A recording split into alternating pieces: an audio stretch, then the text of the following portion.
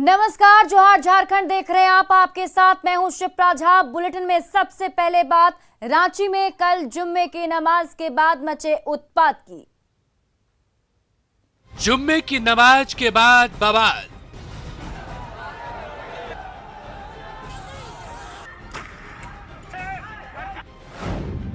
उत्पातियों ने बिगाड़ा रांची का हाल।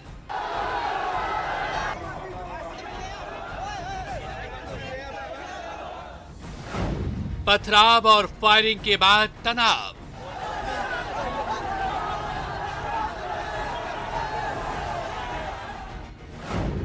इंटरनेट सेवा पर लगा बैन।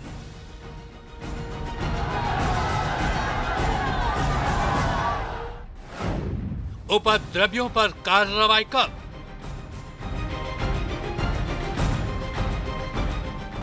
देखिए पत्थर चला रहा, देखिए सर, फोर्स भेज दीजिए सर, फोर्स भेज दीजिए। क्या झारखंड में लागू होगा योगी मॉडल?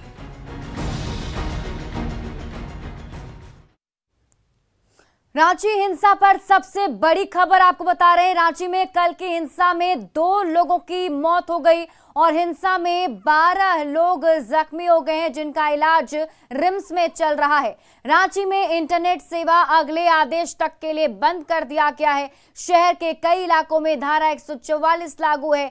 एक साथ 4 आदमी के जुटने पर रोक लगा दी गई है और अफवाहों पर ध्यान नहीं देने की अपील की गई है। न्यूज़ 18 भी आपसे अपील करता है कि अफवाहों पर ध्यान ना दें।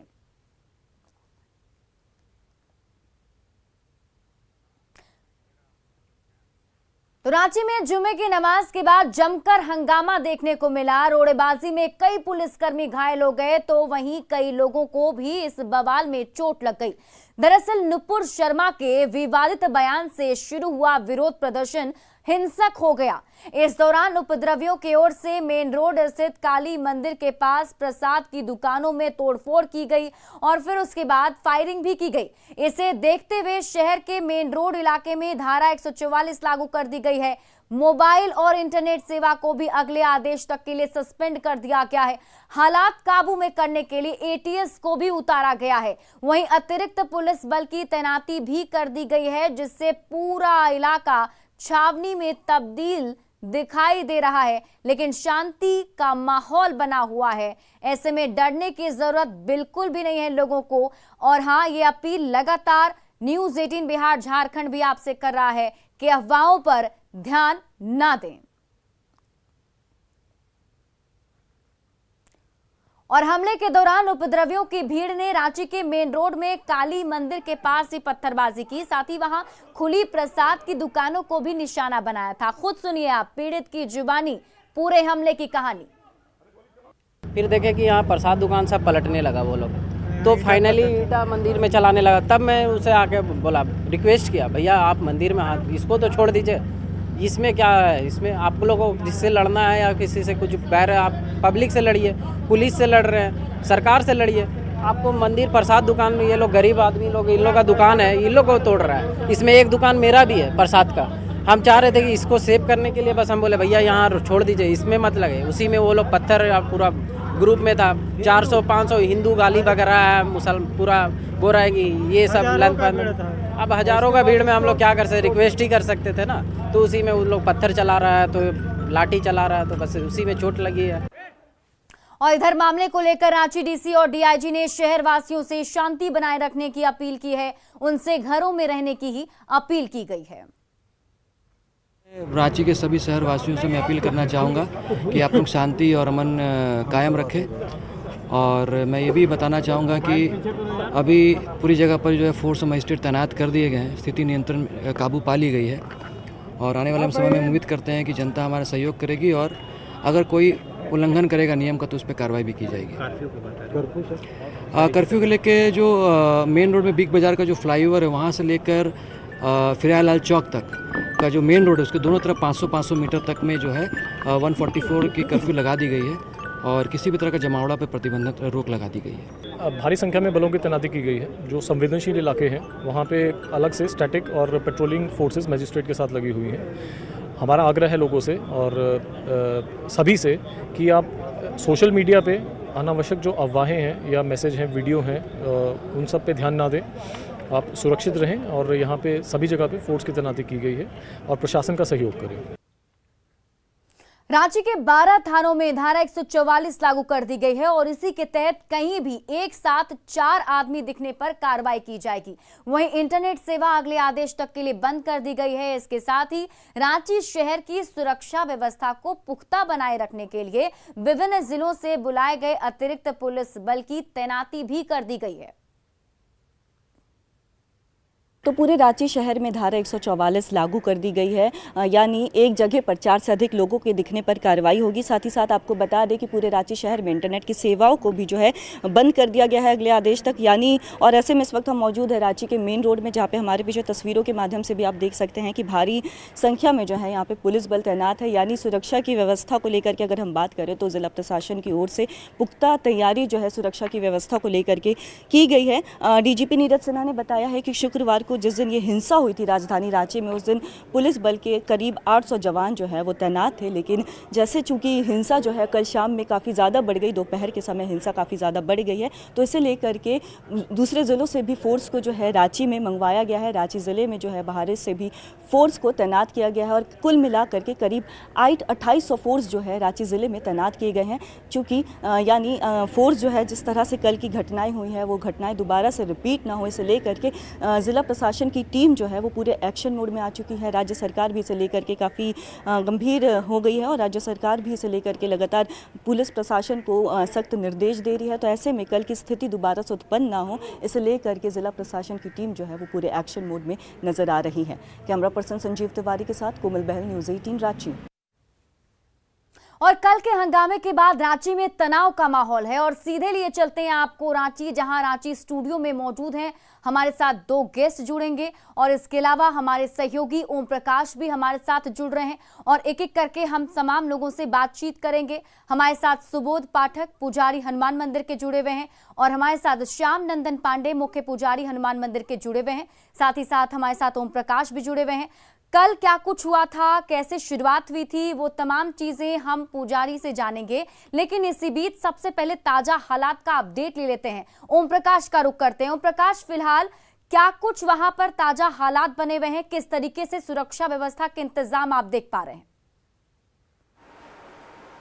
जी, बता दें कि जिस तरह के हालात उत्पन्न हुए थे उसे देखते हुए न सिर्फ एटीएस बल्कि रैपिड एक्शन फोर्स को भी अब तैनात कर दिया गया है। संवेदनशील इलाकों में रैपिड एक्शन फोर्स और एटीएस की तैनाती की गई है। साथ तौर पर जो इंटरनेट सेवाएं हैं उसे भी अगले आदेश तक के लिए रोक दिया गया है, ताकि मोबाइल इंटरनेट जो है वो उसकी वजह से अफवाह का बाजार गर्म ना हो। इसे लेकर तमाम तैयारियां और कवायद जो हैं वो प्रशासन के द्वारा की जा रही है। वहीं दूसरी तरफ अगर बात की जाए तो सुरक्षा के मद्देनजर राज्य भर में देखा जाए तो पुलिस के द्वारा अलर्ट जारी किया गया है और सभी जिलों के एसपी को विशेष दिशा निर्देश दिए गए हैं कि ताकि कहीं भी मजबा ना लगे। संवेदनशील इलाकों पर तमाम तरह के नजरें रखने की भी हिदायतें दी गई हैं और जो भी इसमें संदिग्ध पाए जाते हैं उनकी तुरंत गिरफ्तारी का भी दिशा निर्देश जो है वो जारी किया जा चुका है। तो साफ तौर से कहा जाए तो प्रशासन पूरी तरह से एक्टिव है, पुलिस भी तमाम चीजों पर नजर बनाए हुए है और सरकार की तरफ से भी। वहीं अगर राजधानी की रांची की बात की जाए तो तमाम वैसे लोग जो भी घरों से निकल रहे हैं, अगर कारों से निकल रहे हैं तो उनकी भी पूरी तरह से शिनाख्त की जा रही है, उनसे पूछा जा रहा है वो कहां जा रहे हैं और उसके बाद ही उन्हें जाने दिया जा रहा है। तो देखा जाए तो शहर की व्यवस्था को चाक चौबंद और कहीं अपराधी जो उपद्रवी थे वो कहीं फरार होने में कामयाब ना हो जाए, इसे लेकर प्रशासन ने एंट्री एग्जिट पॉइंट को भी क्लोज कर दिया है। तो पूरी तरह से जो तैयारी है वो प्रशासन की दिख रही है। वहीं जिसने कल नितिन नवीन की गाड़ी पर भी हमला किया था उस युवक को भी गिरफ्तार कर लिया गया है और वहीं दर्जन भर से ज्यादा लोगों को डिटेन कर लिया गया है। तो पूरी तरह से प्रशासन जो है वो अब एक्शन मोड में है। हालांकि अभी तमाम जो व्यवस्थाएं हैं वो सुरक्षा व्यवस्था बहाल करने और माहौल को शांतिपूर्ण कायम करने को लेकर की जा रही है। वहीं पर इन तमाम कवायदों के साथ ही अब गिरफ्तारियों का भी सिलसिला जल्द शुरू होने की बिल्कुल ओम प्रकाश, यानी कि प्रशासन जो है पूरे एक्शन मोड में है और एक्शन में आते के साथ ही कहीं ना कहीं सब चीजों पर अभी तक कंट्रोल कर लिया गया है। फिलहाल स्थिति ठीक बताई जा रही है और हम भी लगातार न्यूज़ 18 बिहार झारखंड की तरफ से लोगों से अपील कर रहे हैं कि वो भी शांति बनाए रखें, धैर्य रखें और किसी भी अफवाह पर ध्यान ना दें। कल पूरे दिन हमने तमाम वो खबरें दिखाई, सब लोगों ने जाना कि क्या कुछ हुआ, लेकिन आज हम यहाँ पर जो हमारे गेस्ट मौजूद हैं उनसे जानेंगे, उनकी आंखों देखी कि उन्होंने उस दिन क्या कुछ देखा था। सुबोध पाठक जी, आपके पास आते हुए सबसे पहले आप मुझे बताइए कि जब ये सब कुछ शुरू हो रहा था उस वक्त आप क्या कर रहे थे, आपने क्या देखा उस वक्त, कहां से शुरुआत हो रही थी इसकी? जी, हम लोग नित्य दिन की भांति मंदिर में अपना भजन कीर्तन कर रहे थे। हनुमान चालीसा वगैरह के जो नित्य दिन का पाठ होता है वह पाठ हो रहा था। पाठ करते के क्रम में 2:30 बजे के आसपास या 2:45 बजे के आसपास कुछ आवाज़ें मेन रोड से आ रही थी, जिसको हम लोग आवाज़ सुन करके हम लोग जब निकले बाहर में तो देखे कि कुछ अलग समुदाय के लोग भीड़ इकट्ठा करके काली मंदिर चौक के पास थे। फोर्स भी वहाँ पे थे। फोर्स लोग मना कर रहे थे भीड़ को इधर उधर आने से, तो फोर्स पर पहले पत्थरबाजी शुरू करने के बाद फिर धीरे धीरे भीड़ उधर गई डेली मार्केट की ओर। फिर अचानक भीड़ 5-10 हज़ार की संख्या में आए और लोग धीरे धीरे मंदिर को ही टारगेट बना लिया। उन्होंने मंदिर पर पथराव करने शुरू कर दिया, जिसमें मंदिर की हमारी शीशाएँ टूटी हैं, 1-2 के हाथ में भी चोटें आई हैं। और ये शांति प्रदर्शन था या क्या था? इस ढंग का शांति प्रदर्शन वगैरह तो नहीं होना चाहिए था। शांति प्रदर्शन होता है ढंग से, ये पत्थरबाजी क्यों और इतना अचानक भीड़ क्यों और ये मंदिर को ही टारगेट क्यों बनाया गया? यही सब बातें हैं। बिल्कुल, यानी कि कहने का मतलब यही है कि सही बात है, जब प्रदर्शन किया जा रहा था तो शांतिपूर्ण प्रदर्शन होना चाहिए था, लेकिन कुछ असामाजिक तत्वों ने इसे उग्र बना दिया। श्यामनंद पांडे जी भी हमारे साथ जुड़े हुए हैं। श्यामनंद पांडे जी, आप जरा बताइए कि जिस वक्त ये सब कुछ हो रहा था तो उस वक्त आपने सामने से देखा होगा उस मंजर को, किस तरीके का वहां पर नजारा था। बिल्कुल एक भयावह स्थिति बनी हुई थी।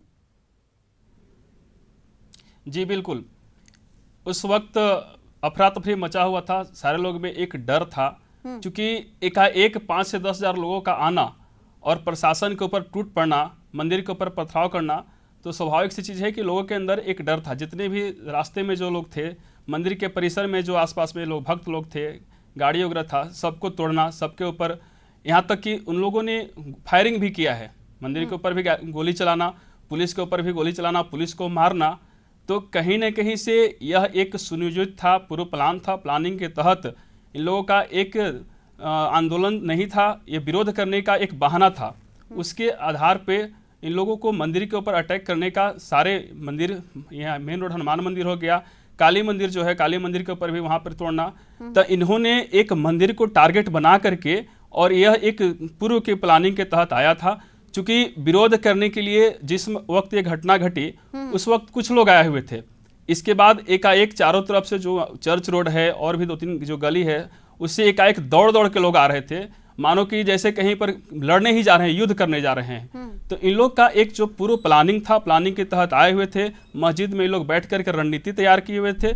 जुमा की नमाज अदा करने के बाद निकले रोड पर, और रोड पर आकर के मंदिर, जो कि मुख्य मंदिर, जो हमारा राजधानी का प्रमुख मंदिर है, हनुमान मंदिर, संकट मोचन हनुमान मंदिर हो गया, काली मंदिर हो गया, तो इनको अटैक करना था, इनको ही मेन का पर्पस था। शुरुआत से जो पर्पस में लोग सफल हुए। आपसे मैं शुरुआत से जाना चाहूंगी, कैसे कैसे घटनाक्रम एक के बाद एक आगे बढ़ता चला गया? ये जो प्रदर्शनकारी थे कैसे अचानक से उग्र हो गए? जी, इन लोग तो पहले आए नाराबाजी कर रहे थे चौक पर, जो दिल्ली मार्केट चौक है, वहां पे चौक पर आकर के इस लोग नाराबाजी वगैरह कर रहे थे। हरा झंडा, काला झंडा लिए हुए थे और नाराबाजी कर रहे थे। एकाएक उसी बीच में अपना नाराबाजी करते करते चारों तरफ से लोग दौड़ के आना शुरू करते हैं, और उसको प्रशासन, चूंकि प्रशासन की संख्या कम थी, तो प्रशासन उसको उसी चौक पर रोकना चाह रही थी। प्रशासन का था कि आप लोग आगे न बढ़ें, यहीं पर करें। तो प्रशासन से ये लोग भिड़ जाते हैं। प्रशासन के ऊपर, प्रशासन चूंकि संख्या में कम थी, 40-50 प्रशासन, उसमें पुलिस थी, कुछ महिला सुरक्षाकर्मी थी जो मंदिर के आसपास में खड़ी थी।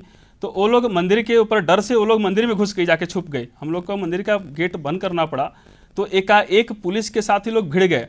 पुलिस चूंकि अपना जान बचा के जब भागने लगी, इसके बाद इन लोग के पास पथराव। देखिए, उतना एक प्रश्न यह है कि आखिर इन लोग अगर आए थे विरोध प्रदर्शन करने, भारत बंदी का विरोध कर रहे थे, या जो नुपुर शर्मा का जो बयान था उसका विरोध करना था, तो ये इतना पत्थर कहां से आ गया एकाएक? जी, आप ये एक समझने का विषय है कि इतना मेन रोड पर, देखिए मेन रोड कोई पथरीला तो है नहीं, मिट्टी का पत्थर का रोड़ा का रोड तो है नहीं, तो ये कालीकरण रोड जिसमें नगर निगम सुबह शाम 4 बार जो है से झाड़ू पोछा करती है, सब साफ सफाई का होता है, व्यवस्था होता है, तो इतना पत्थर कहाँ से आ गया?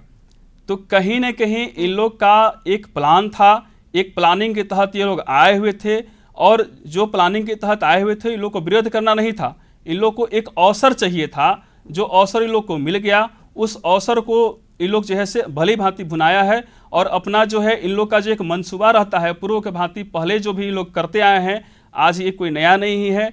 सिर्फ और सिर्फ हम जो है से हर बार अनजान बन रहे हैं, हर बार इनको जो है से हम अच्छे लोग समझते हैं, हम ये समझते इन ताजा हालातों पर ही बात करेंगे, क्योंकि देखिए जिस तरीके की स्थिति बनी उससे कहीं ना कहीं लोगों में भी दहशत का माहौल बन गया। ओम प्रकाश हमारे साथ जुड़े हुए हैं। ओम प्रकाश, देखिए कहीं ना कहीं कई सारे सवाल हैं जो उठते जा रहे हैं, जैसे कि अभी श्यामनंद जी ने भी बताया कि वहां पर अचानक से पत्थर कैसे आ गए, अचानक से भीड़ इतनी उग्र कैसे हो गई, जब शांतिपूर्ण प्रदर्शन था तो इस तरीके का हंगामा क्यों बरप गया?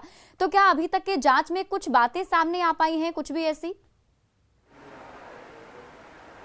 जी, जो पुलिस के इनपुट हैं वो जाहिर तौर पर तमाम चीज़ों का अध्ययन किया जा रहा है। हालांकि अब तक जो जांच रिपोर्ट है उसको लेकर अभी तक तमाम चीज़ें साफ नहीं हो पाई हैं, स्पष्ट नहीं हो पाई हैं, लेकिन जो भी ताज़ा हालात हुए थे, वर्तमान में जिस तरह के हालात हुए थे कल, तो उसे देखते हुए ये ज़रूर माना जा रहा है कि इंटेलिजेंस फेल्योर था। तमाम तैयारियां थी, लेकिन इसको लेकर पुलिस की तैयारियां मुकम्मल नहीं थी, जिस वजह से ये स्थितियां उत्पन्न हुई।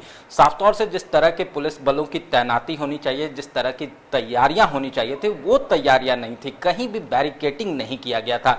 पुलिस वाले अपने ही लाठी से उन लोगों को रोकने का प्रयास कर रहे थे, जो कि नाकाफी साबित हुआ, और यही वजह बनी कि भीड़ अनियंत्रित हो गई, और उसके बाद लगातार पुलिस पर ये भीड़ जो है वो हावी होती हुई नजर आई, और उसके बाद तमाम चीजें होती हुई नजर आई। शहर जो है वो एक रण क्षेत्र बन चुका था, खासकर रांची मेन रोड का इलाका।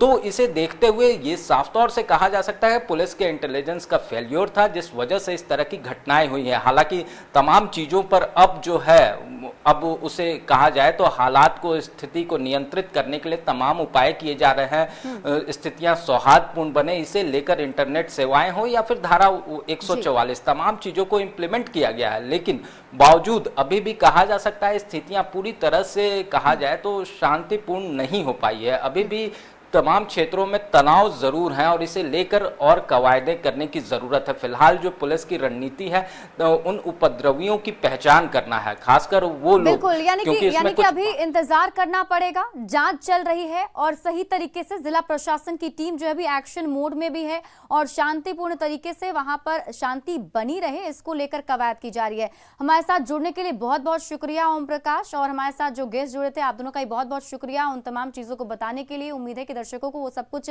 समझ में आ गया होगा। बढ़ते आगे, धनबाद के बोरागढ़ में दबंगों ने शादी में जमकर उत्पात मचाया। बारातियों के बीच जबरन घुसकर डांस करने से मना करने पर दबंगों ने लड़की पक्ष के लोगों की पिटाई कर दी। इस दौरान बड़े बुजुर्गों को भी नहीं बख्शा गया। वहीं इस उत्पात से सहमे बारातियों ने मौके से भागकर अपनी जान बचाई। उत्पातियों ने शादी के लिए लगे सजावट को भी तोड़ डाला। मौके से भागे बाराती शादी के लिए लड़की के घर जाने को तैयार नहीं दिखे। वहीं दूल्हे की भी पिटाई की गई थी। ऐसे में बड़े बुजुर्गों के समझाने बुझाने पर शादी की रस्म दुखहरनी मंदिर में की गई, और फिर पुलिस की सुरक्षा में लड़की की विदाई कराई गई। लड़की के घर वालों ने पुलिस प्रशासन से दबंगों पर कड़ी कार्रवाई की मांग की है। और ये दो तस्वीर हम आपको दिखा रहे हैं, इससे आप पूरे घटनाक्रम को समझ पा रहे होंगे। पहली तस्वीर जो तोड़फोड़ की तस्वीर आप देख पा रहे होंगे, यहाँ देखिए किस तरीके से मारपीट की गई थी, तोड़फोड़ किया गया था। बड़े बुजुर्गों को भी नहीं छोड़ा गया, उनके साथ भी मारपीट की गई। हालांकि बाद में ज्यादा समझाने बुझाने के बाद शादी की रस्में संपन्न हुई, मंदिर में जाकर शादी कराई गई।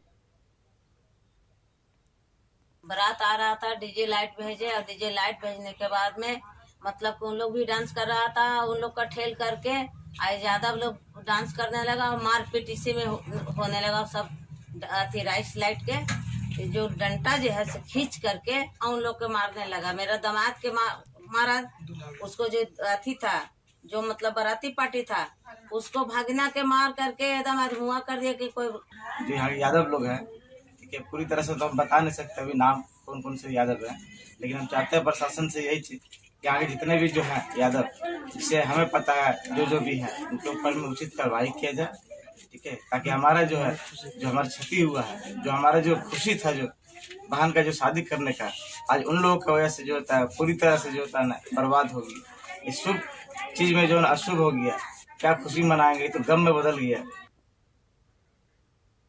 और फिलहाल इस बुलेटिन में अभी के लिए बस इतना ही, लेकिन न्यूज़ 18 बिहार झारखंड पर खबरों का सिलसिला लगातार जारी है।